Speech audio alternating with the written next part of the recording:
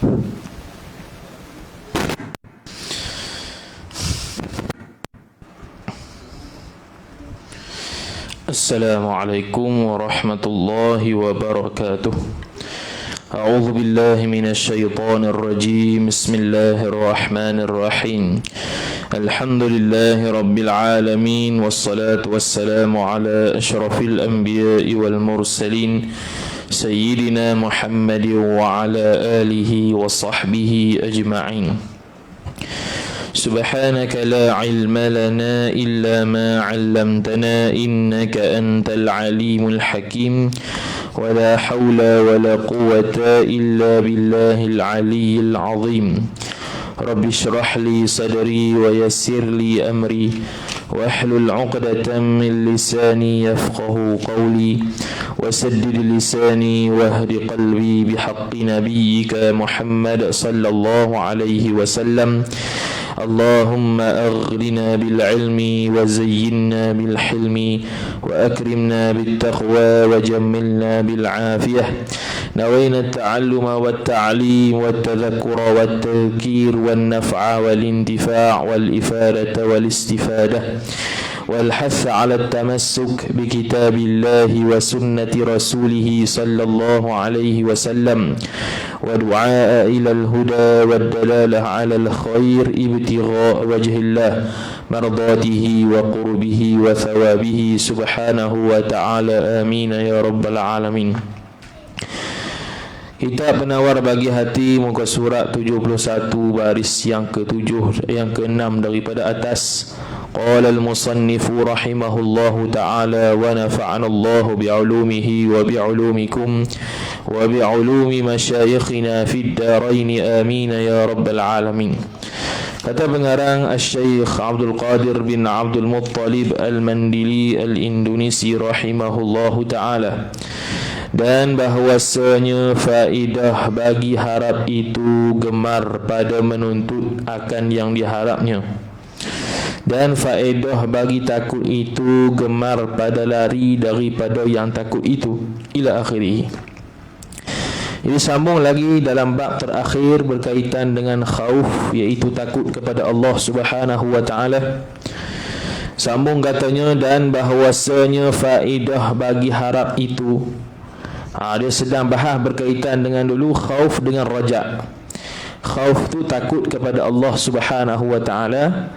Adapun ar-raja itu dengan makna mengharapkan Allah Subhanahu wa taala dari sudut penerimaan ibadah dia, dari sudut taubat dia dan sebagainya.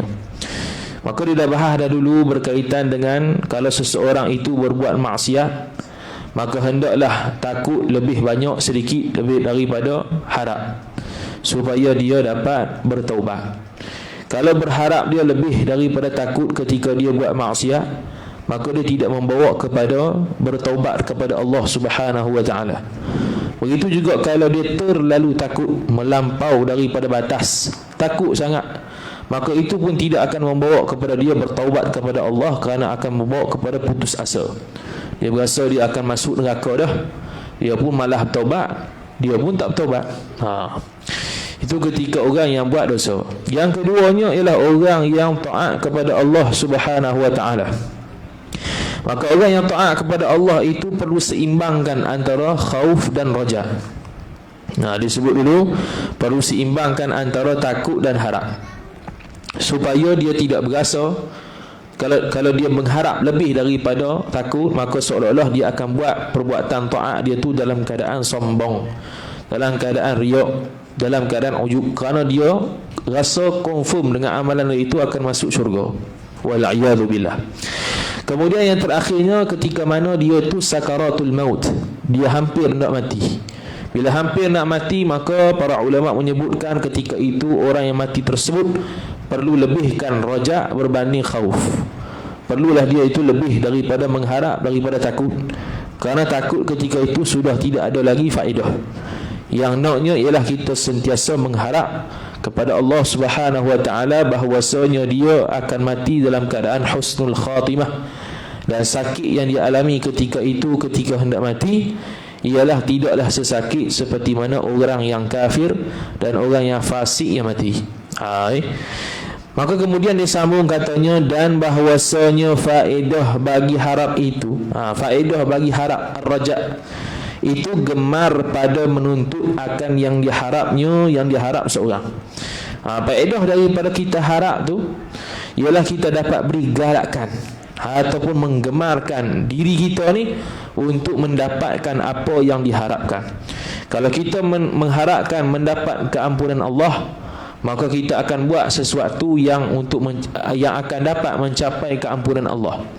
Kalau kita mengharapkan pahala daripada Allah, maka kita akan buat sesuatu yang akan mendapat pahala daripada Allah Subhanahu wa taala. Dan kalau kita mengharapkan redha Allah Subhanahu wa taala, maka kita akan buat perbuatan-perbuatan yang mencapai keridhaan Allah Subhanahu wa taala. Itu dia kata harap tu faedahnya ialah supaya gemar dan lebih menggalakkan diri dia untuk mendapatkan benda yang diharap. Dan faedah bagi takut itu pula gemar pada lari daripada yang ditakuti itu.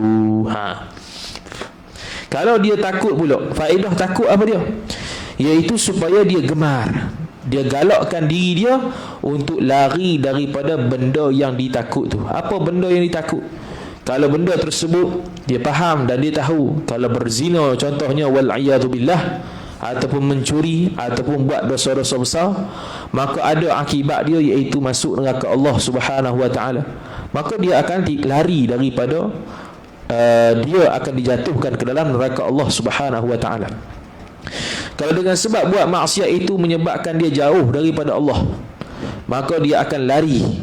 Dengan takut tersebut akan menggalakkan dia lari daripada jauh daripada rahmat Allah Subhanahu wa taala. Maka dia akan bertaubat dan dia akan buat ketaatan.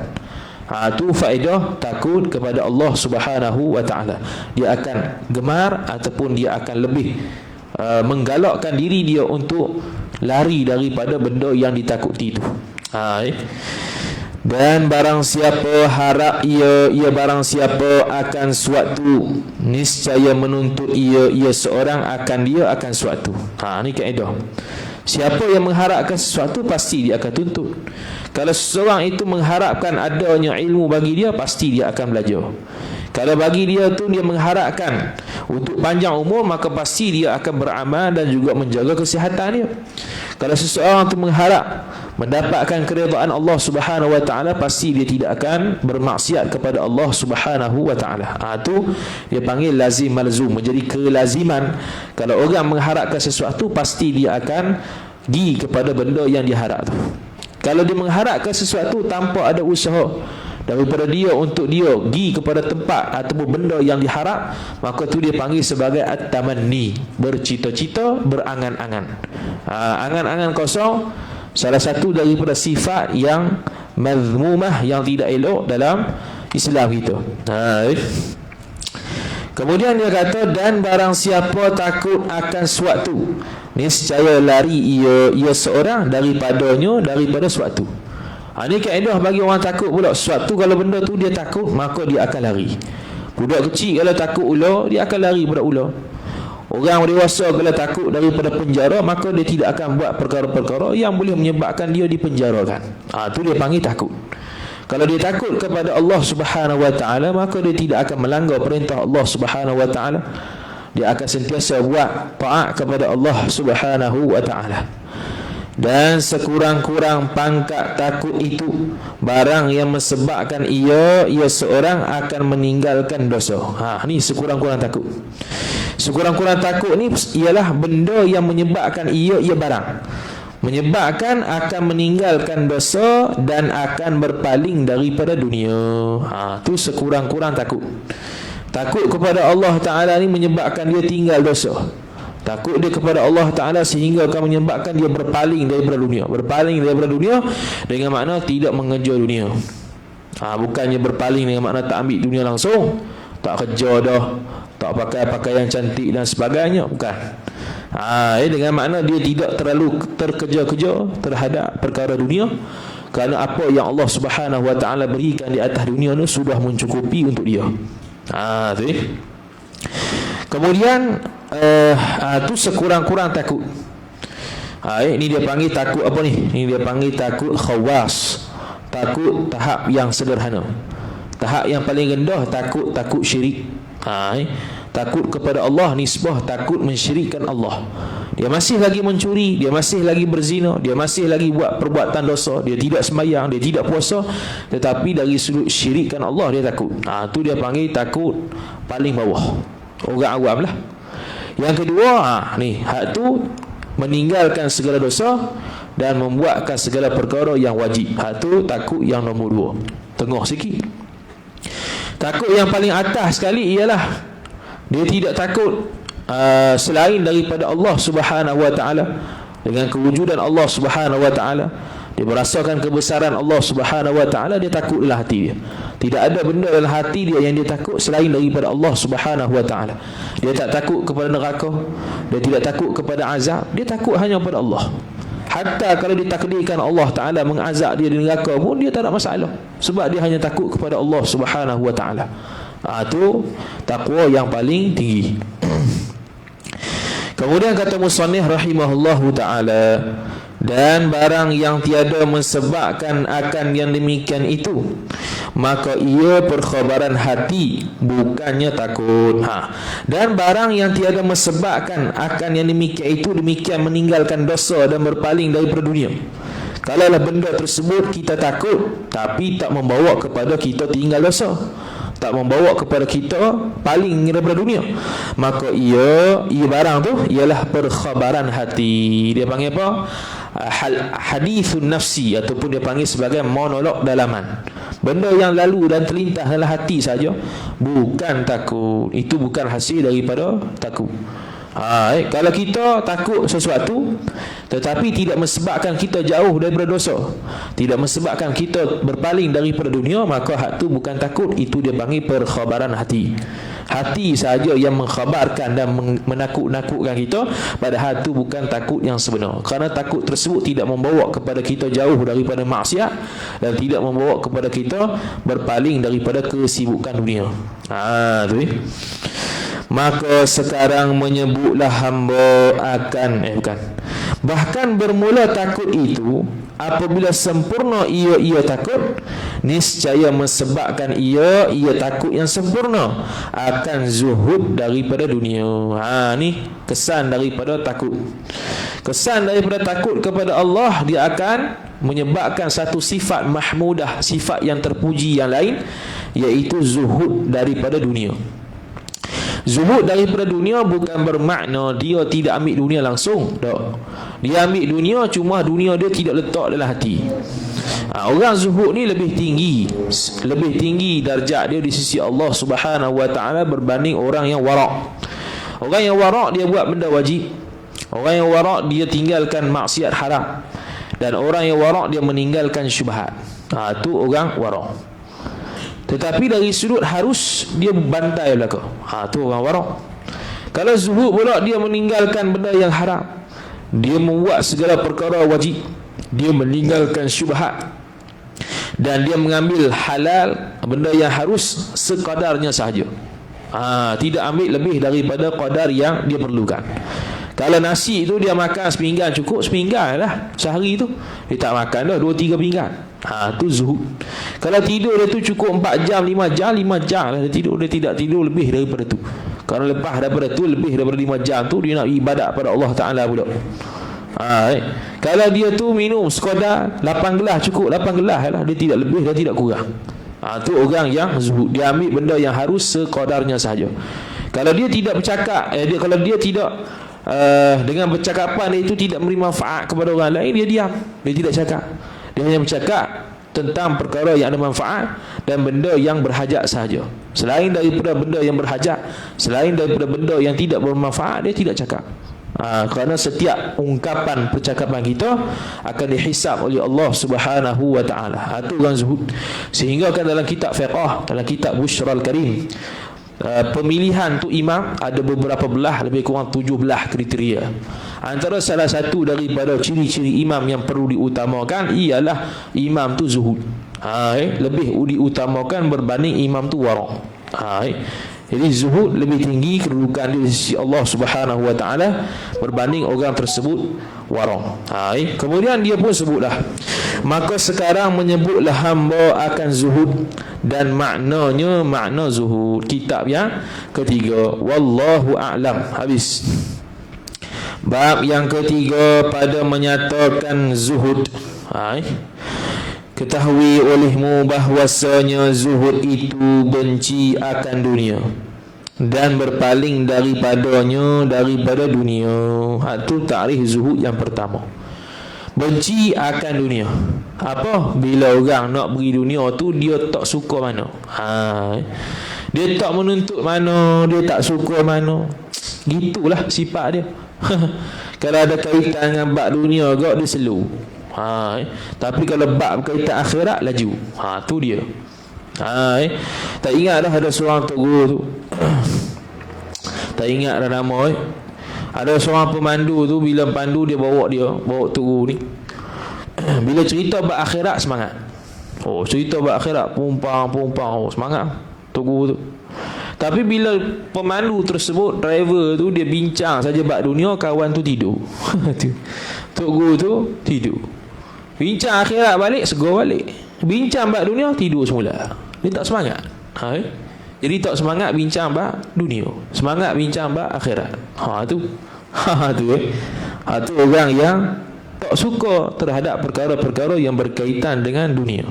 Bukan tolak dunia secara mutlak, tapi dia nak ambil tu qadar sahaja, tidak ambil selebihnya. Kalau boleh tak mau bercakap atau tak mau bincang berkaitan dunia yang tak ada kaitan. Yang ada kaitan tak apalah, yang tak ada kaitan tak payah. Bincang pasal dunia orang tu kaya dapat sekian-sekian, tak dapat edah. Dan berkata setengah ulama, iaitu zuhud tu meninggalkan kesenangan dunia. Tu bukan tak ambil dunia, tinggal kesenangan dunia. Mana ambil yang sepatutnya sahaja. Nabi SAW ambil qadar sepatutnya ya. Selebihnya tu dia akan sedekah dan akan beri kepada orang yang lebih memerlukan. Dan Nabi SAW tahap sedekah dia kepada fakir miskin lebih laju ketika masuknya bulan Ramadan, sehingga disifatkan oleh para sahabat Nabi SAW bersedekah di bulan Ramadan tu seperti angin yang kencang. Ada ya beri. Tu sifat Nabi SAW ketika Ramadan. Ni minggu depan dah, Selasa ni Ramadan dah. Habis. Kemudian kata musannif rahimahullah subhanahu wa ta'ala,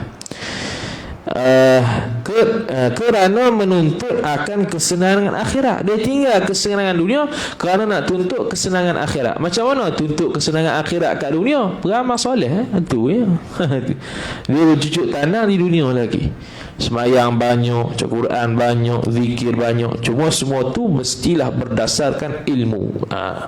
Kerana al-ilmu bila amalin junun, wal amalu bila ilmin la yakun. Kata Imam Al-Ghazali rahimahullah dalam Ayyuhal Walad, al-ilmu bila amalin junun, ilmu tanpa amal gila. Wal amalu bila ilmin la yakun, amal tanpa ilmu tu sia-sia. Sia-sia dengan makna boleh jadi tidak sah, boleh jadi tidak diterima Allah Subhanahu wa ta'ala disebabkan dia buat sesuatu amalan tanpa berdasarkan ilmu. Kemudian kata musannif rahimahullah subhanahu wa ta'ala, dan berkata setengah yang lain, iaitu menyimpankan, zuhud tu ialah menyimpankan atas qadar yang sangat berhajat daripada barang yang diyakinkan akan halnya. Menyimpan ni makna apa? Membataskan, menghadkan. Dia menghadkan dunia ni atas qadar yang sangat berhajat ya, yang dia yakin keberhajatannya tu. Nasi kalau dia berhajat hanya 3 suap dia makan, tak lebih tak kurang. Kalau lah harta tersebut seharian dia perlu kepada RM30 lah pakai, tak lebih tak kurang. Tu dia membataskan, menghadkan, menyimpankan qadar yang sangat berhajat sekira-kira kalau dia tinggal tu tak mudarat. Tapi kalau dia tinggal dunia tersebut sehingga memberi mudarat kepada dia, itu tak boleh dah, haram pula. Kerana Nabi sallallahu alaihi wasallam sebut la darara wa la dirar, tidak boleh memudaratkan diri sendiri dan memudaratkan orang lain. Allah Subhanahu wa taala berfirman, ya ayyuhallazina amanu, bukan apa tu, la tulqu bi aidikum ila tahlukati fa ahsinu, janganlah kamu mencampakkan diri kalian kepada kebinasaan. Fa ahsinu, maka hendaklah kamu berbuat kebaikan. Jadi Allah Subhanahu wa taala dengan Nabi sallallahu alaihi wasallam melarang untuk kita memudaratkan diri sendiri pada mana-mana jua keadaan, sehingga keluar satu kaedah fuqaha, ulama-ulama fiqh buat satu kaedah yang bernama ad-daruratu tubihul mahdhurat. Darurat itu dapat mengharuskan benda yang asalnya haram. Dengan sebab kalau kita tak dapat benda halal melainkan suap benda haram, maka ketika tu harus buat benda haram untuk menyelamatkan nyawa. Seperti mana kalau dia pergi hutan ke lagu mana, dia tak ada makanan, semua beracun melakuk daun-daun. Dia nampak seekor babi lalu, dia pun tembak babi tu, dia pun makan sekodarnya, bukan buat sate. Bukan makan satu babi tu, makan sekadar mana tak mudarat kalau tak makan, mana makan sekadar mana kalau kita tu tak mati. Kalau tiga suap jelah. Ni buat panggang. Kata boleh ni. Sebab tu bik kaedah lain pula. Ad-daruratu tuqaddaru biqadariha. Darurat itu diqadarkan, dihakkan dengan qadar darurat. Kalau daruratnya qadar 3 suap ya boleh. Kalau 4 haram dah. Dan berkata setengah yang lain pula, zuhud tu ialah meninggalkan menuntut yang tiada ada hingga habis barang yang ada. Meninggalkan tuntut benda yang tak habis. Apa benda yang tak habis ni? Iaitu daripada perkara-perkara yang harus. Perkara-perkara yang harus ada banyak, maka dia meninggalkan tuntut benda yang tiada ada hingga habisnya. Mana dia hanya menuntut benda yang keperluannya sahaja, tidak lebih dan tidak kurang. Dan bahawasanya zuhud itu satu kelakuan hati yang dipuji oleh syarak. Dipuji oleh syarak, dipuji oleh uruf manusia pun sama juga. Dia satu kelakuan hati. Maknanya dia bukannya boleh dapat kita nampak di zahir badan, bukan berada di tangan, bukan berada di pakaian, bukan. Bukan bermakna kalau kawan tu pakai pakaian berlubang zuhud kawan ni, bukan. Kalau dia tu pakai pakaian yang compang-camping tapi perangai macam setan, tak jadi juga. Tak zuhud mana lah tu. Tapi kalau dia tu pakai pakaian kemah tapi hati dia tak ada di dalam hati itu benda yang berkait dengan dunia, zuhud. Zuhud bukan berdasarkan pakaian, zuhud bukan berdasarkan zahir badan, tetapi dia satu kelakuan dalam hati yang menyebabkan ia zuhud tu akan kasih Allah Subhanahu wa taala. Kalau dia zuhud kepada di dalam dunia, maka Allah Subhanahu wa taala akan kasih kepada dia. Bukan setakat manusia, Allah dan sekalian manusia akan orang yang bersifat dengan dia dengan zuhud tadi. Jadi manusia pun kasih ke dia, Allah Subhanahu wa taala pun kasih ke dia. Kalau dari sudut manusia, dia tak menyusahkan orang. Dia pun tak minta tolong orang di luar kemampuan dia, ataupun tidak minta tolong kepada orang lebih daripada qadar hajatnya. Bahkan semua dia berdikari sendiri. Dia tidak menuntut benda yang lebih daripada apa yang sepatutnya. Itu zuhud. Memada apa yang Allah beri selesai.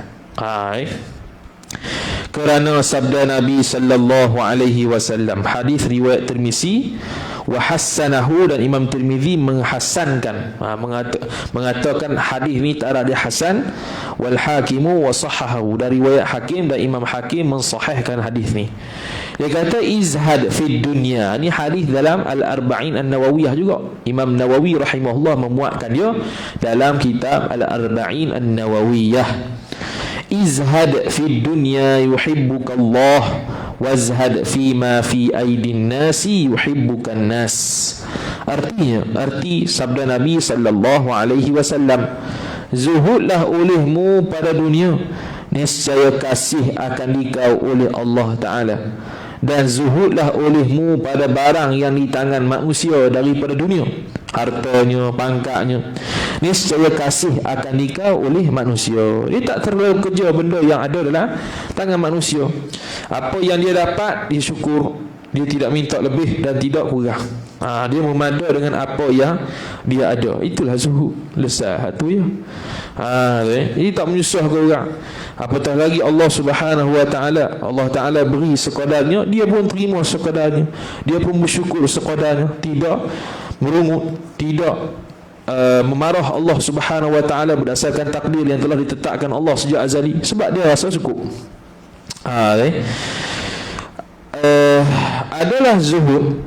Adalah zuhud itu terjadi ia zuhud kerana ilmu, kerana ada ilmu, kerana ada pengetahuan. Aku mana-mana pun mestilah sifat-sifat yang terpuji itu berdasarkan kepada pengetahuan dia. Pengetahuan tidak akan didapati melainkan dengan cara belajar. Belajar tidak akan didapati melainkan dia mari ke majlis ilmu. Mari ke majlis ilmu tidak akan didapati melainkan dia start motor, start kereta. Start motor, start kereta tak akan terjadi kalau dia tak ada kenderaan. Jadi setiap pergerakan dan langkah kita untuk sampai kepada pengetahuan dikira pahala belaka. Kalau ilmu tersebut ilmu fardu ain, maka setiap langkah, setiap sebab yang akan menyebabkan kita sampai kepada dapat faham dan belajar ilmu fardu ain tersebut dapat pahala wajib belaka. Daripada start motornya, jalannya, roda berbutanya, masuk masjid, pulih pula, bawa kitab pula. Hak tu payah tu semua dihisap Allah Ta'ala sebagai satu ganjaran yang cukup besar. Kerana sabda Nabi sallallahu alaihi wasallam, hadis ini bukan sabda Nabi tapi surah lain ni. Firman tu. Kerana firman Allah Subhanahu wa taala di surah Al-Qasas ayat 80. Bukan sabda Nabi, tu ayat Quran. Wa qala alladhina utul ilma wailakum thawabullahi khairun liman amana wa amila salihah. Artinya, dan berkatalah oleh mereka yang diberikan akan ilmu, celaka kamu. Orang yang diberikan Allah Ta'ala kepada orang berilmu tu, dia kata celaka. Apa dia? Bermula pahala Allah Ta'ala lebih baik bagi mereka yang beriman dan yang beramal ia mereka tu akan amal yang salih daripada barang yang diberikan akan Qarun di dalam dunia ini. Jadi dia berkata oleh mereka yang diberikan akan ilmu, Allah Ta'ala memberikan kepada mereka ilmu. Kemudian dia kata apa? Siapa yang kata ni? Orang yang diberikan ilmu, dia kata begini, celaka kamu. Dia kata qala alladhina utul ilma wailakum thawabullahi khairun liman amana wa amila salihah.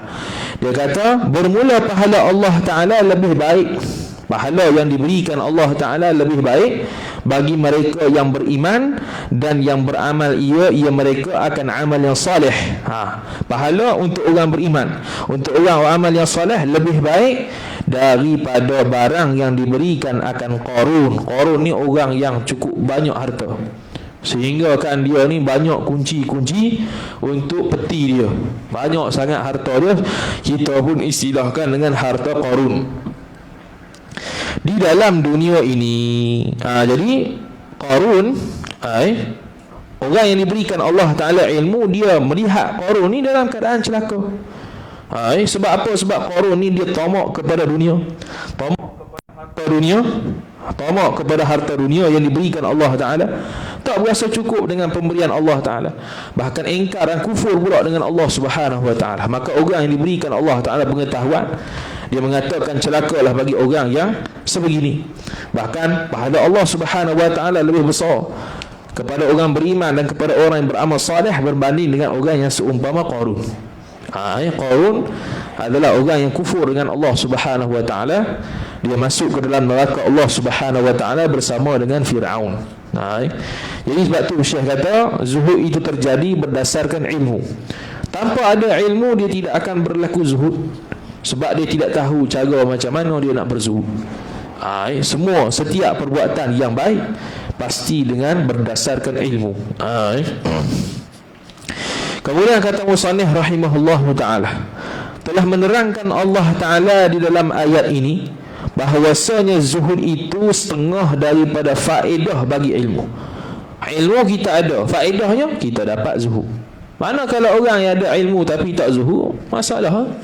Ada masalah, something wrong somewhere. Ada masalah. Dan ketahuilah olehmu bahawasanya zuhud itu beberapa pangkat. Ada beberapa pangkat tahap pula zuhud ni.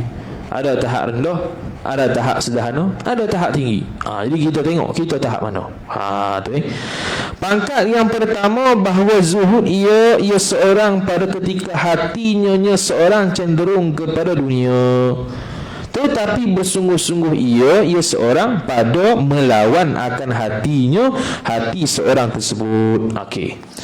Pangkat yang pertama, dia kata, kalau seseorang tu cenderung hati kepada dunia, dia cenderung dah, dia pilih, dia rasa nak dah pada dunia, kemudian dia usaha sungguh-sungguh dalam hati dia tu, lawan dalam hati dia supaya tak ambil dunia tersebut. Itu zuhud tahap pertama. Maknanya dia nak kepada dunia, perasaan hati dia tu nak kepada dunia, tapi dia melawan hawa nafsu dia, melawan hawa nafsu dia yang nak kepada dunia tu. Itu tahap yang pertama. Dia nak kepada dunia, kemudian dia nak melawan dalam hati dia itu benda yang dia nak dalam dunia tu. Kemudian dia kata, pangkat ini bukan zuhud. Tak panggil zuhud lagi. Sebab apa tak panggil zuhud? Sebab dia ada berasa nak ke dunia lagi. Dia ada berasa nak ke dunia, cuma dia lawan. Itu zuhud tahap pertama, tapi tak panggil zuhud pada hakikat dia. Sebab zuhud pada hakikat dia tinggal dunia. Sekarang ni dia nak dunia juga, dia nak, cuma dia lawan. Itu bagus dah, tapi tak dikira zuhud lagi dalam tasawuf. Maka dia kata, tetapi permulaan bagi zuhud. Bukan zuhud pada hakikat, tapi baru nak zuhud. Sebab apa kita kata baru nak zuhud pula? Sebab dia lawan nafsu dia nak dunia. Nisbah tak panggil zuhud lagi, sebab ada kehendak nak dunia. Dia ada kehendak lagi, ada mau lagi dunia tu, cuma dia lawan. Nisbah tu baru ada permulaan di peringkat zuhud. Kemudian kata musannif rahimahullahu subhanahu wa ta'ala, pangkat yang kedua, bahawa liar hati seorang daripada dunia. Hak ni dia berasa tak buh dunia. Ni peringkat kedua. Tadi dia ada perasaan nak dunia, cuma dia lawan. Hak ni memang hati dia tak buh dunia. Rasa tak syok ya bila berkaitan dengan dunia ni. Dan tiada cenderung ia seorang kepada dunia. Tadi cenderung, hari tak cenderung. Memang hati dia tak ada langsung keinginan dia terhadap keduniaan, kerana mengetahui akan bahawasanya tiada bisa menghimpun. Tiada bisa ni tiada boleh. Tu bahasa Indonesia, bukan bisa bahasa Malaysia. Bahasa Malaysia bisa tu ular tu. Tiada bisa, ini tidak boleh menghimpun akan dunia dan akhirat. Jadi pangkat yang kedua ialah dia ni memang liar hati daripada dunia. Daripada asal lagi memang tak mau dunia.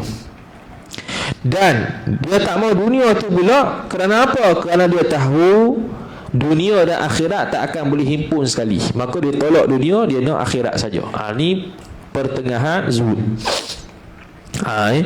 Tadi hak pertama apa dia? Cenderung. Dia ada lagi kehendak dunia, cuma dia lawan. Hak ni tak ada dah dunia. Sebab apa tak ada dah dunia? Tak ada dah kecenderungan terhadap dunia tu.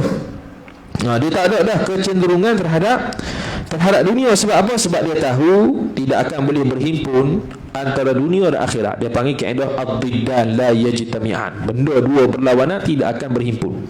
Seperti ada dengan tak ada. Ada dengan tak ada, tak boleh ada sekali. Dia tu ada dalam masa sama, tak ada. Tak boleh, mesti ada ataupun tak ada saja. Kemudian kata musannif rahimahullah ta'ala, maka murahlah hati seorang. Murah ke mudah? Murah. Maka murahlah hatinya seorang dengan meninggalkan dunia itu. Murah ni makna mudah lah. Dalam hati dia tu tak susah untuk meninggalkan dunia. Sebab apa?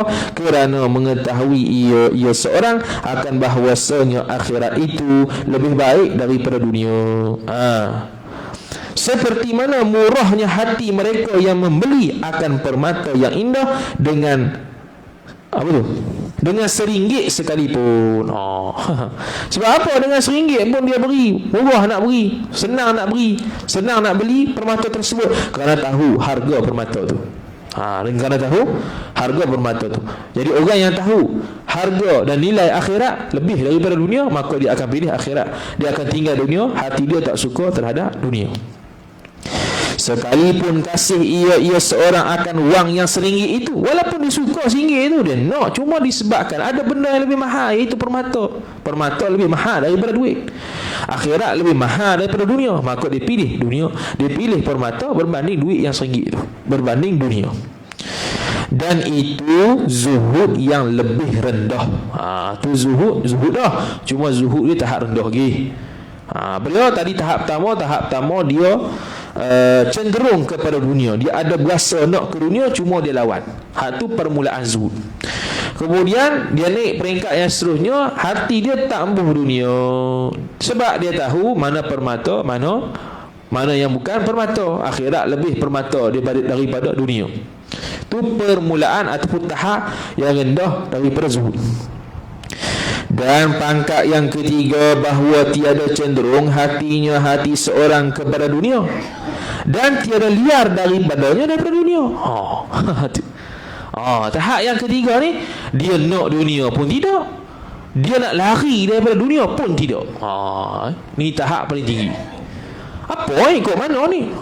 Jadi dia tak berasa apa, dia ada dunia, dia ambil dunia, tapi tak berasa nak dunia dan tak berasa nak lari daripada dunia. Itu zuhud yang betul-betul tinggi. Kalau zuhud dia tahap tak ambuh dunia semata-mata, tu tahap kedua. Dia tak ambuh, tak ada kecenderungan terhadap dunia, dia benci. Tu tahap nombor 2. Tahap yang paling tinggi, benci dunia pun tidak, suka dunia pun tidak. Tu zuhud yang paling tinggi. Bahkan ada dunia dan tiada dunia bersamaan keduanya. Kedua ada dengan tak ada tu pada sisi seorang. Sama je. Ada dunia ke, tak ada dunia ke, sama je. Ada dunia pun dia tak suka, ada dunia pun dia tak benci. Sebab bagi dia tidak ada nilai dunia tu ada ataupun tak ada. Tu tinggi tu. Dan adalah harta benda pada sisi seorang itu seperti air. Dia anggap harta tu seperti air. Nak kata air tu taklah kehendak sangat untuk dicari dan taklah dibiarkan, dibuang begitu saja. Dimanfaatkan sebaiknya. Dunia tersebut harta dia ada. Dia taklah cenderung sangat hati dia kepada harta sehingga sayang dia nak mati, dan tidaklah terlalu benci kepada dunia sehingga dia tinggalkan terus dunia tu. Tapi dia ambil juga dunia tu, tapi dalam keadaan hati dia tidak cenderung kepada dunia tersebut dan tidak dalam keadaan benci terhadap dunia tersebut 100% secara mutlak. Ni. Dan perbendaharaan Allah Ta'ala itu seperti laut. Perbendaharaan ni pemberian Allah Ta'ala itulah seperti laut. Maka tiada berpalinglah hati seorang kepadanya, kepada perbendaharaan ataupun harta tadi, kerana gemar atau kerana liar. Perbendaharaan Allah, harta benda yang Allah Ta'ala turunkan, kurniaan di atas dunia ni, dia seperti laut, banyak kurniaan Allah. Tapi hati dia tak berpaling daripada dunia dan tidaklah suka dan cenderung kepada dunia. Tu hati yang zuhud. Lebih daripada segala-galanya. Dan bermula ini zuhud ialah yang lebih sempurna dan yang lebih tinggi daripada yang kedua. Ini zuhud yang paling tinggi. Kerana yang benci akan sesuatu berbimbang ia seorang tu dengan benda yang dibenci. Sebab apa zuhud ni paling tinggi? Suka kepada dunia pun tidak, benci kepada dunia pun tidak. Kenapa dia paling tinggi? Kerana kalau kita benci kepada dunia, mana hati kita sibuk benci dunia. Kalau hati kita cenderung dan suka kepada dunia, juga hati kita sibuk dengan dunia. Dua-dua tu keadaan sibuk dengan dunia belaka. Cuma sifat dia sibuk kepada dunia, nisbah nak dunia, sibuk kepada dunia, nisbah benci dunia. Zuhud yang paling tinggi, dunia tu tak ada langsung bertempat di hati dia, sama ada benci dunia ataupun suka dunia, tak bertempat langsung di hati dia. Itulah yang menyebabkan zuhud tersebut yang paling tinggi. Wallahu subhanahu wa ta'ala a'lam. Sambung pula lepas raya, insya-Allah ta'ala kita ada mungkin lepas raya tu 15 Syawal ke atas lah. Bawah tu tak ada lah. Ramadan memang tak ada kuliah dah. Tu. Okay, selamat berpuasa, sampai jumpa lagi insya-Allah taala. Wallahu taala a'lam. A'udzu billahi minasyaitonir rajim. Bismillahirrahmanirrahim. Alhamdulillahi rabbil alamin wassalatu wassalamu ala asyrafil anbiya'i wal mursalin sayyidina Muhammad wa ala alihi wa sahbihi ajma'in. Allahumma zidna ilma warzuqna fahma. Allahumma zidna ilma warzuqna fahma. Allahumma zidna ilma warzuqna fahma. Wa sallallahu ala sayyidina Muhammad wa ala alihi wa sahbihi wa baraka wa sallam. Walhamdulillahi rabbil alamin. Wassalamu alaikum warahmatullahi wabarakatuh.